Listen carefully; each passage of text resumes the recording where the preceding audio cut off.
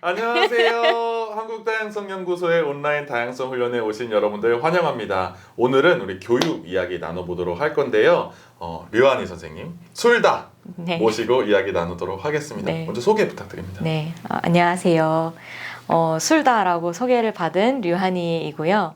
저는 이제 교육 쪽 관련해서 덴마크 교육에 이제 관심을 가지고 꿈틀린 인생학교에서 일을 하다가 덴마크에 1년간 교환 교사로 다녀왔고요. 그 이후에 지금 한국에 돌아와서는 온라인 교육 관련해서 이제 회사에서 일을 하고 있습니다. 반갑습니다. 반갑습니다. 한국의 교사 양성 과정의 한계를 느끼시면서 자유교원대학이라는 것을 가지고 있는 덴마크의 교사 양성 과정에 매료가 되셔서 그 과정을 꼭 경험해보고 싶다. 네. 그리고 한국의 이 교사 양성 과정을 만들고 싶고 개선해보고 싶다는 생각을 가지고 이제 덴마크에 다녀오시기를 이제 다짐을 하고 네. 그래서 이제 계획을 세우고 또 실제로 다녀오게 되셨어요. 네, 네. 근데 그 맨 처음에 그 느끼게 되셨다는 한국 교사 양성 과정에 그 아쉬운 점, 좀 개선하고 싶었던 점이 어떤 거였는지 궁금합니다.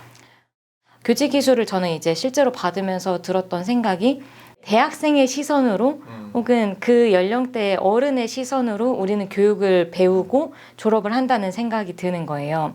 근데 이 교직 기술 하는 동안 이 자유교원대학에 대해서 처음 알게 되었을 때 그 학교는 내가 가르쳐야 될 학생들의 연령에 맞춰서 그 연령이 배우는 게 어떤 과정인지를 처음부터 다시 경험을 하는 거예요. 교원대학교 1학년으로 입학을 하면 내가 초등학교 1학년들을 가르치는 그 대상이 되어보는 거예요. 다시. 그걸 선생님이 다시 온전히 경험을 하는 거죠. 아, 학생 네, 학생의 입장으로요? 입장으로. 아. 그래서 내가 그 연령대의 이 아이들이라면 이 수업을 어떻게 느끼고 있을지를 직접 경험해보고 그리고 내가 이 수업을 어떻게 해야 될지를 다시 자기가 생각을 하게 되고 이런 시스템이 그 5년 과정 안에 갖춰져 있다는 게 저한테는 굉장히 매력적이었고 한국에서 어쨌거나 공교육의 교사가 되려면 반드시 임용고사를 봐야 되잖아요. 네. 혹은 기간제 교사가 되거나 그렇죠. 이런 한계들 때문에 선생님들조차도 다양한 그림을 그리지 못하는 다는 생각이 든 거예요.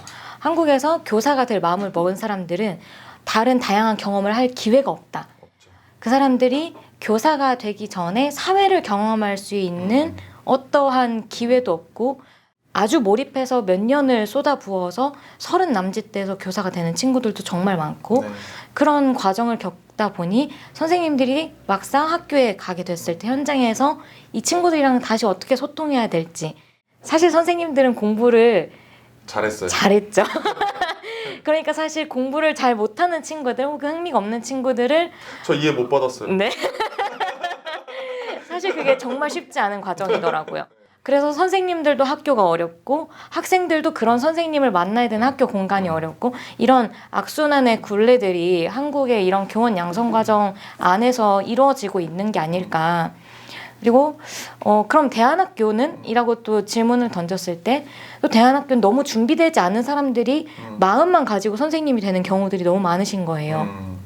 교육에 대해서 해본 적이 없는데 난 아이들을 너무 사랑하고 이 교육에 대해서 나를 헌신하고 싶어 하는 마음이 있어서 가지만 사실 NGO나 혹은 이런 가난한 대안교육 현장들이 그렇듯이 선생님은 자신의 삶으로서도 쉽지 않고 전문직으로서 이 아이들을 만나는 거에 대해서도 교육된 부분들이 적다 보니 또 쉽지 않고 이런 것들이 모두 양쪽 측면에서 벌어지고 있는 일들이 아닌가라는 생각이 들어서 한국의 교원 과정에 대해서 정말 많은 생각들을 여전히 사실 하고 있습니다. 네. 정말 제가 가지고 있는 문제의식이나 고민과 비슷한 것 같아서 네. 많이 공감이 됩니다. 네, 네. 그 덴마크 교육이 체제, 제도 자체에 대해서 좀 궁금하고 애프터스쿨레는 누가 언제 또 왜 갈 수 있는지 가게 되는지 네. 그런 게 좀 궁금해요. 먼저 한국의 교육 시스템은 이제 우리가 의무 교육이라고 말하지만 그게 교육을 받는 것에 있어서의 의무가 아니라 학교를 다니는 것에 네. 의무라는 점에서 초점이 맞춰져 있거든요. 한국은. 대신에 이제 덴마크는 의무 교육. 그래서 어떠한 형태의 교육을 받든지 교육을 받는 것이 이제 중점이 되어져 있어요. 학교 시스템은 이제 폴케스콜레라고 해서 보통 학교 그러니까 우리로 치면은 초등학교 1학년부터 중학교 3학년까지, 영학년부터 거기는 9학년까지가 공교육 시스템으로 되어 있고요. 애프터스쿨에는 이 9학년 과정을 끝낸 친구들이 보통 가는 1년제 학교이기도 하고, 그리고 10학년만 받는 학교들도 있고, 이게 학교가 자신들의 교육 시스템, 교육적 목적에 맞게 어떤 것을 할지를 스스로 선택할 수 있게 되어져 있는 거죠. 좀 더 자유로운 다양성을 보장받고 있는 교육 시스템입니다. 그럼 지금 상황에서는 누가 애프터스쿨레를 가고 싶어 하는 건가요? 좀 더 나에 대해서 탐구하고 싶다, 혹은 좀 더 다양한 지역에서 온 사람들을 경험하고 싶다, 혹은 내가 좋아하는 이 주제에 대해서 집중해서 진로와 상관없이 몰입해보고 싶은 경험을 가지고 싶다, 이런 목적이 이제 다양한 친구들이 자기 목적에 맞는 학교를 선택해서 가게 되는 거죠. 고등학교라는 학교를 가기 전에 네. 다른 경험을 해보고 싶을 때 네네. 누구나 가봐야 되겠네요, 사실. 그렇죠. 덴마크에서는 평균적으로 한 30% 정도의 친구들이 30%. 애프터스쿨레를 경험하고 있고요. 요즘 최근 들어서는 좀 더 그 퍼센테이지가 좀 더 늘어나고 있다고 해요. 사실 이 퍼센테이지도 저는 그렇게 적은 숫자가 아니라고 생각이 드는 게, 그렇죠. 왜냐하면 이 친구들은 언제든 폴키호이스콜레라고 언제든 만 18세, 그 친구들의 나이 기준으로 18세 이후에도 다닐 수 있는 이런 다양한 교육적 기회가 있거든요. 그것도 주제도 다양하고 학교도 다양하고 지역도 다양하고. 누구나 스스로 생각을 해서 나한테 이런 기회가 필요하다고 생각하면 할 수 있는 기회가 계속 있는 거네요. 삶의 단계마다. 평생교육이라는 것을 정말 온전하게 잘 실천하고 있는 곳이라고 저는 생각이 들었어요. 아, 너무 좋네요. 저는 네. 평생 교육이 꼭 일어나야 될 것 같아요. 네.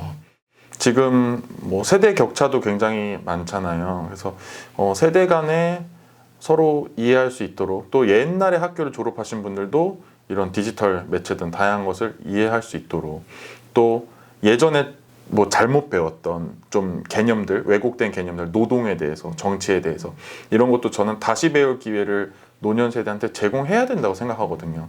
그래서 한국 사회에서도 이런, 원하면 언제든지 학교 갈 수 있는, 또 다양한 주제에 대해서 배워볼 수 있는 이런 것들이 좀 꼭 마련됐으면 좋겠다는 생각이 듭니다. 네.